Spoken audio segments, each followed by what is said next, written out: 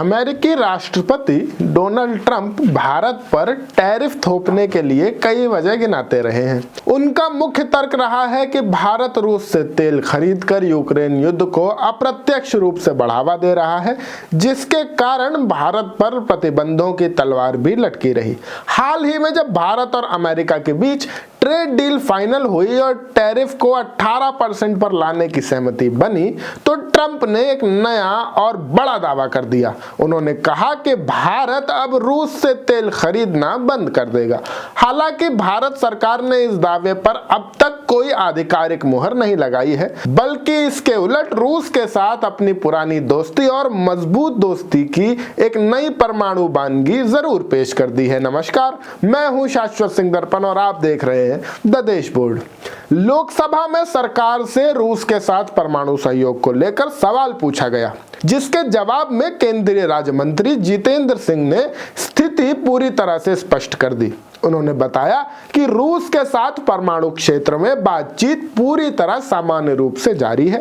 भारत का परमाणु ऊर्जा विभाग यानी DAE और रूस की परमाणु एजेंसी रोस्टाम मिलकर भविष्य की योजनाओं पर काम कर रहे हैं। दोनों देश न केवल बड़ी क्षमता वाले न्यूक्लियर पावर प्लांट्स पर चर्चा कर रहे हैं, बल्कि स्मॉल मॉड्यूलर रिएक्टर्स यानी SMRs जैसे आधुनिक विकल्पों पर भी विचार कर रहे हैं, जिनकी डिटेल्स जल्द ही फाइनल की जाएंगी। इस कूटनीतिक हलचल के बीच 3 फरवरी को भारत के विदेश मंत्री डॉक्टर S जयशंकर ने अमेरिकी secretary of state Marco Rubio से मुलाकात की। इस बैठक में डिफेंस और क्रिटिकल मिनरल्स के साथ साथ न्यूक्लियर एनर्जी पर भी चर्चा हुई। दिलचस्प बात यह है कि यहाँ एक तरफ अमेरिका के साथ ऊर्जा सहयोग बढ़ रहा है, वहीं रूस में बन रहे दुनिया के सबसे बड़े न्यूक्लियर रिसर्च रिएक्टर के लिए भारत को एक इंटरनेशनल कंसोर्टियम से जुड़ने का न्योता मिला है। दिसंबर 2025 में ही दोनों देशों ने यह घोषणा की थी कि कुडमकुलम न्यूक्लियर पावर प्लांट की बची हुई यूनिट्स को तेजी से पूरा किया जाएगा,